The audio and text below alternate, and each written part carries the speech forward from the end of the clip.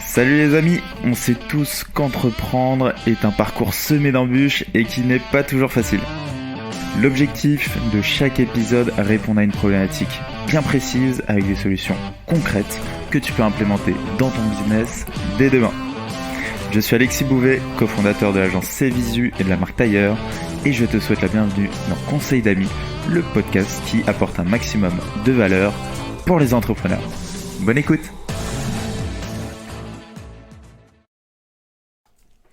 Avant de commencer cet épisode, je tenais à te remercier d'écouter ce podcast et te dire que c'est un épisode un peu spécial. Il est un peu plus long que d'habitude car le sujet du sales hacking m'attire énormément et je voulais le partager avec toi. Tu verras, j'ai un petit problème de micro par contre parce que j'étais en déplacement, mais t'inquiète pas, c'est Kevin qui apporte toute la valeur de cet épisode. Dans tous les cas, je te remercie encore de ton soutien et je te souhaite une bonne écoute. Bonjour à tous, salut les amis. J'ai le plaisir de vous accueillir aujourd'hui dans un nouvel épisode de Conseil d'amis et on est en compagnie de Kevin Dufresne aujourd'hui, fondateur de Copygro. Un sales hacker qui va nous en dire un petit peu plus. Déjà Kevin, comment tu vas? Ça va très bien Alexis, merci. Et toi, tu vas bien? Incroyable. Ouais, au top. Un bon vendredi là. Un bon Donc, vendredi, ouais, ça fait du bien. une bonne fin de semaine. Donc ça fait du bien. Ambiance détente. Kevin, est-ce que tu peux nous en dire un petit peu plus sur toi? Ouais. Alors moi je suis Kevin Dufresne, je suis du coup formateur gros hacking et sales hacker enthousiaste, c'est ce qu'il y a comme titre sur sur mon titre LinkedIn. En gros j'ai travaillé pendant à peu près 2 ans à The Family où j'ai fait des formations gros hacking là-bas et j'ai décidé de partir et de lancer mes propres formations. Pourquoi j'ai décidé de partir et de faire mes propres formations? Parce que je trouve que la plupart des formations grosses sont assez théoriques et moi je suis plus vraiment focus sur tout ce qui est pratique et je pense que tu apprends le gros hacking en faisant. Du coup, j'ai décidé de lancer ma formation et de m'attaquer à un marché quand même assez concurrentiel. Tu vois, quand tu arrives sur des marchés de formation où des mecs sont potentiellement les meilleurs marketeurs de France, tu es un petit peu en flip, mais, mais ça se passe plutôt bien. Et du coup, moi, j'oriente mes formations sur le sales hacking. C'est du gros hacking, mais appliqué aux commerciaux. Et je lance, du coup, ce que tu viens de dire, Copygro. Copygro, c'est des templates, en fait, des vidéos qui expliquent comment dupliquer les meilleurs hacks du top 1% des gros hackers. En gros, plutôt que de passer par un freelance ou d'apprendre un métier de gros hacker, là, vous avez juste à suivre une vidéo explicative et la dupliquer sur votre site. Pourquoi? Parce que la plupart du temps, même moi, en fait, parfois, t'as pas le temps de le mettre en place. Ça prend des jours ou des mois à implémenter, surtout quand t'as pas les compétences. Et là, potentiellement, en 2-3 heures, tu auras un hack qui fonctionne super bien et qui te ramène des leads en automatique. Voilà, c'est un peu le projet. Incroyable. Incroyable, donc tu facilites à fond, tu démocratises le truc pour que ce soit beaucoup plus accessible et que les gens puissent implémenter ça en quelques heures, quoi. C'est ça, Génial, exactement. top, génial. Est-ce que tu peux nous en dire plus sur le sales hacking? Tout le monde connaît le gros hacking. Le sales hacking, c'est un petit peu nouveau. Ouais, Est-ce que tu peux nous expliquer tout ça? alors c'est marrant parce que quand tu tapes sales hacking sur Google, il y a déjà des gens qui ont commencé à essayer de définir ce que c'était. Moi honnêtement, j'ai trouvé juste ce terme, je suis passé juste le gros s'applique de manière différente entre le B2C et le B2B. Et moi je m'amuse beaucoup plus avec le B2B, même si t'as des choses qui sont très complémentaires, tu vois. En fait pour moi dans le B2C c'est très Facebook Ads, CRO, c'est-à-dire optimisation des sites internet, A/B testing, trafic, data et tout. Et alors que Mhm. le gros en B2B, ça va plus être de la prospection, de l'enrichissement, du scrapping, de l'automatisation, des sales machines, etc. Et du coup, le sales hacking, c'est ni plus ni moins que des techniques de grosses qui sont appliquées à des techniques de sales. En fait, moi, je vois de plus en plus un nouveau profil de sales qui a vu le jour. J'ai parlé avec énormément de commerciaux et je Mhm. trouve qu'ils sont de plus en plus aliénés par leur boulot. C'est-à-dire qu'en fait, ils font toujours la même chose. Ils décrochent leur téléphone, ils essaient d'aller chercher des prospects, ils essayent de trouver des leads. Alors qu'en fait, tu as des moyens beaucoup plus simples et beaucoup plus malins de ramener des leads dans ton pipe sans avoir besoin de lever le petit doigt. Donc en ayant des compétences techniques, mais aussi en ayant des compétences de création de contenu, de personal branding, de visibilité. C'est un peu ce qu'a fait des boîtes qu'on connaît tous aujourd'hui, hein, Germinal. Moi, je l'ai fait aussi. J'étais l'un des premiers à prendre les paroles sur LinkedIn ou sur les réseaux sociaux. Mais c'est typiquement, tu vois, un sales hacker a la capacité technique, comme je viens de le dire, mais aussi la capacité de comprendre comment fonctionnent les algorithmes, comment utiliser les techniques de persuasion et de copywriting pour pouvoir bah, faire en sorte qu'une audience passe à l'action pour générer des leads et ensuite construire des funnels hack, donc des scénarios de prospection, des workflows, pour pouvoir les amener à prendre rendez-vous avec toi. Et tu vois, quand tu fais un exemple, moi c'est ce que je dis souvent comme exemple, mais quand tu as des équipes commerciales qui sont une dizaine de sales et que moi, tu vois, je fais à peu près entre 500 000 et 1 million de vues par mois sur LinkedIn, donc à l'année, je te laisse faire le calcul, c'est monstrueux gratuitement. Imagine si tu le multiplies par 10, quoi. C'est-à-dire que, je trouve que c'est monstrueux. C'est juste ça, une part de ce qu'un sales hacker, quand tu es un sales hacker dans une team, c'est juste une petite portion de trucs que tu vas faire. Et enfin, la dernière chose pour moi, et après on passera à la question suivante, le sales hacker, du coup, pour résumer, c'est des techniques tech, des techniques de persuasion et de copywriting, mais aussi des techniques d'expérimentation. En fait, c'est quelqu'un de très créatif et du coup, l'idée d'avoir des compétences qui sont tech et copywriting te permettent d'avoir des idées créatives de prospection et qui est capable de lancer 5 à 10 expérimentations par jour, alors que voilà, un commercial n'en lance pratiquement aucune. Enfin, je sais pas, je veux pas critiquer quand même les commerciaux qui nous écoutent, mais voilà, en tout cas, c'est quelqu'un qui se lève le matin à 8h et qui se couche le soir à 18h et qui a généré énormément de leads dans la journée, quoi. OK, ouais, je vois. Donc clairement, ouais, c'est limite, l'essor d'un nouveau métier qui revient, une nouvelle facette du commercial et effectivement dans le but de générer à fond, des leads et surtout d'être un savant. En vrai, tu limite un chercheur, tu expérimentes, tu testes et tu pivotes et puis tu analyses, si ça fonctionnait ou non, quoi. Ouais, exactement. Et puis, je pense que c'est tout bénef pour le commercial aussi, parce qu'il prend beaucoup de valeur sur le marché, tu vois. Enfin, un commercial qui est capable de faire ça. Et je pense qu'aussi, de plus en plus, les commerciaux sont très, très liés à la tech, tu vois. Ils utilisent beaucoup de CRM, ils utilisent beaucoup d'outils SaaS de plus en plus, tu vois. Donc, il faut qu'ils soient. Enfin, ils n'ont pas le choix, en fait, de se former sur ces nouveaux métiers, ces nouvelles compétences. Donc ouais, ça vient principalement de ça, quoi. OK et du coup, tu j'imagine une journée qui est différente d'un commercial traditionnel. Comment toi t'organises ta journée? Comment ça se passe, le quotidien d'un sales hacker? Un peu comme je te disais, moi je me réveille le matin un peu à 8h et je me couche le soir à 18h en ayant lancé plein de trucs. Juste, je garde toujours en tête, tu sais, dans le gros hacking, en fait, tu as des process d'expérimentation.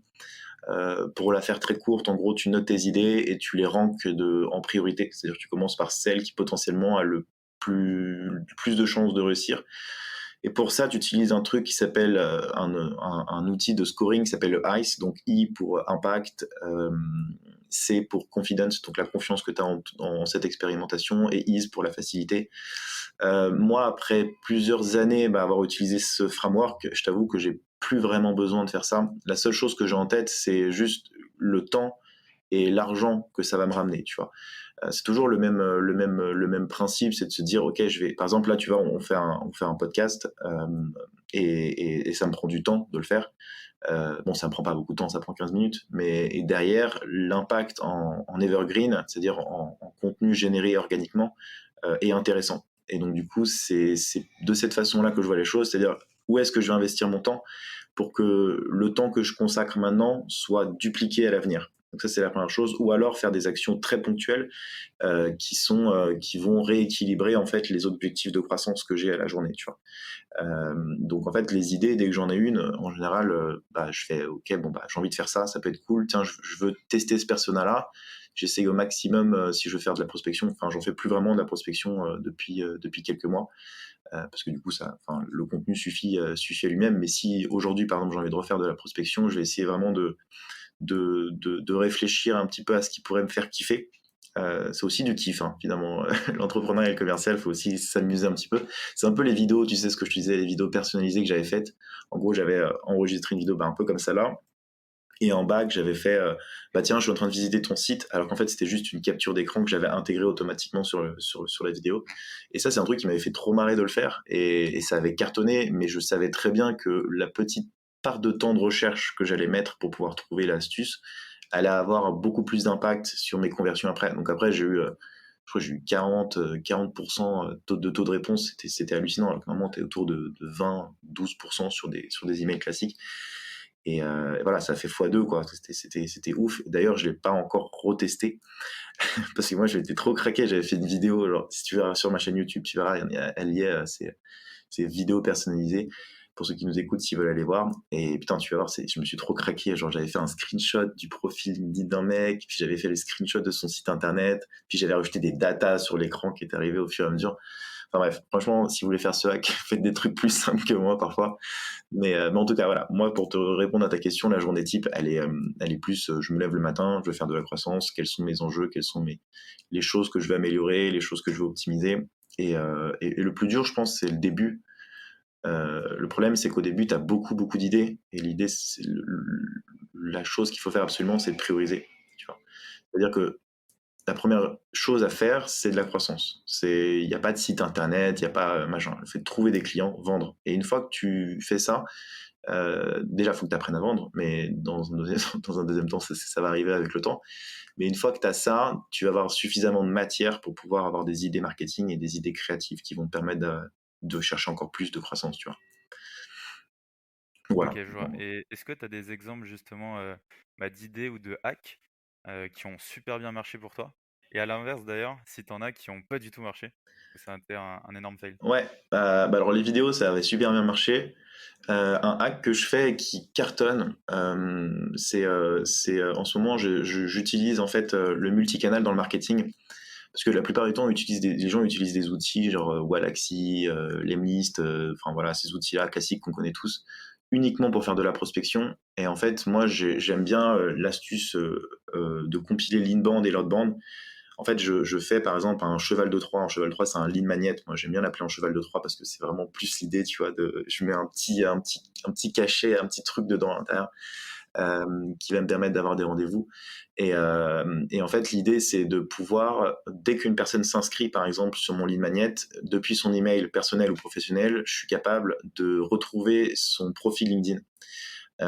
Et du coup, son profil LinkedIn me permet aussi d'avoir plus de données, donc la taille de sa boîte, l'industrie dans laquelle il évolue, etc. Et du coup, de déclencher des séquences de personnalisation beaucoup plus intéressantes. Donc par email, mais aussi par LinkedIn. Tu vois. C'est-à-dire que la personne, je lui envoie un message sur LinkedIn. Je lui dis hello, tu as téléchargé ma brochure. Écoute, si tu as besoin de quoi que ce soit, on peut programmer un rendez-vous. Je te rajoute quelques feedbacks des derniers alumni qui ont fait ma formation. Ou alors, ensuite, je lui renvoie un truc par mail. En gros, je fais du multicanal marketing, ça marche super bien. Et en fait, l'autre truc que vous pouvez faire, qui peut aller encore plus loin, et je suis en train de l'implémenter là dans mon boîte. Donc ça, c'est des templates de CopyGrow, tu vois. Dans CopyGrow, tu vas avoir ce template-là que j'utilise moi, que tu vas pouvoir juste répliquer dans ta boîte. Et du coup, ce que je suis en train de faire, c'est, tu sais, j'ai implémenté Segment sur mon site. Donc Segment, c'est un outil de data analyse qui traque les événements de ton site. Et en fait, par exemple, quand quelqu'un s'inscrit sur mon site, moi, tu as 14 jours pour tester des contenus gratuits. Et si quelqu'un comment dire, ne commence pas son cours, bah pareil, vu que j'arrive à trouver son profil LinkedIn, je vais aller lui envoyer un message sur LinkedIn en disant hello, t'as pas commencé ton cours, est-ce que tu veux que je prolonge ta période d'essai ou qu'on en discute pour parler de tes trucs. Donc voilà, le multicanal, ça marche super bien en marketing. Et un hack qui a échoué, bon, frère, franchement, il y en a eu pas mal aussi, hein, mais en fait, tu te juges tout le temps. Tu sais plus ou moins que ton hack va foirer ou pas. Mais le truc, je pense, qui a pas mal échoué et j'arrive pas vraiment à l'implémenter encore, c'est les boîtes qui visitent mon site. Tu es capable de visiter, de voir les boîtes qui visitent ton site. Et en fait, j'arrive pas à trouver le moyen. Tu sais, à l'époque, sur LinkedIn, il y avait un hack qui était ouf. D'ailleurs, à l'époque, c'était vraiment dingue.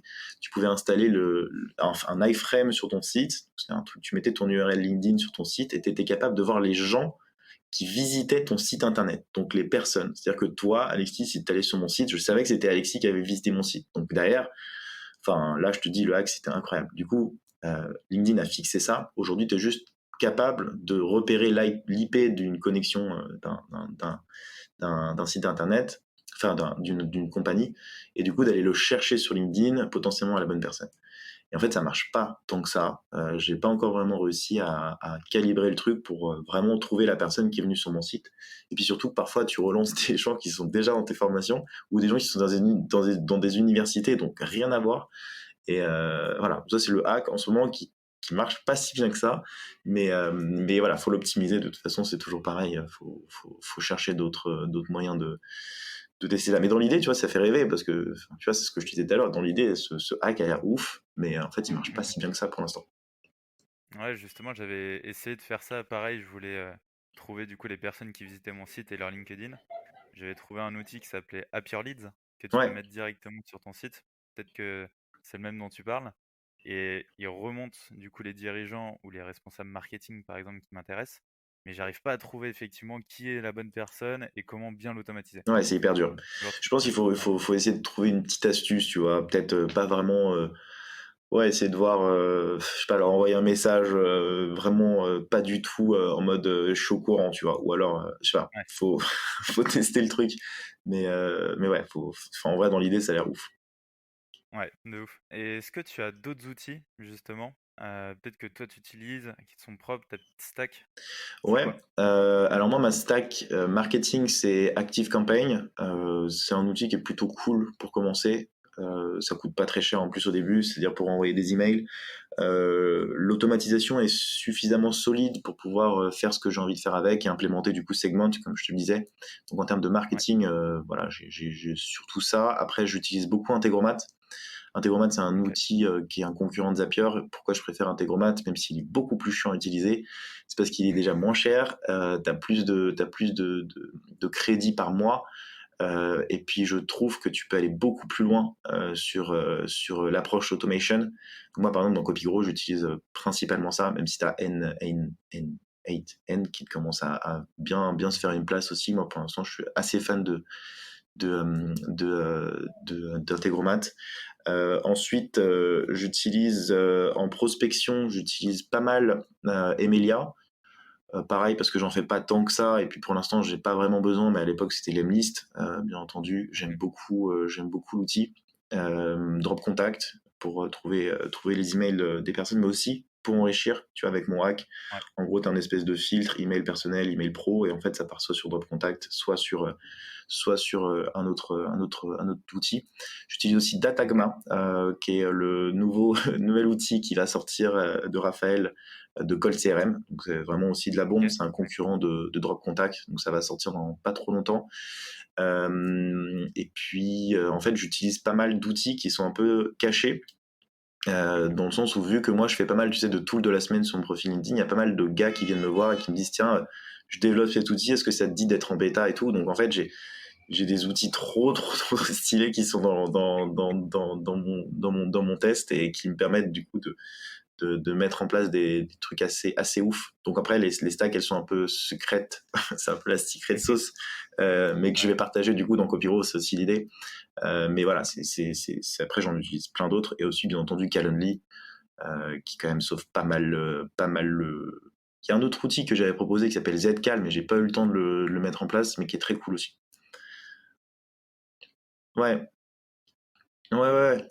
Mais t'as vu, c'est dingue le nombre de personnes qui avaient envie de remplacer Calendly, quoi. Je me suis dit, putain. Pourtant, je l'avais mis en troisième position. Je me suis dit, mais c'est pas le truc qui a le plus de valeur, tu vois. Mais ouais, franchement, c'est dingue. Alors qu'en vrai, Calendly, ça dépanne pas mal, quoi. Mais là, ils ont fait une nouvelle feature pour essayer de voir les disponibilités des gars. Enfin, des gens qui veulent prendre rendez-vous avec toi directement depuis leur agenda, tu vois. Donc en vrai, ça fait gagner un peu plus de temps. Voilà un petit peu ma stack.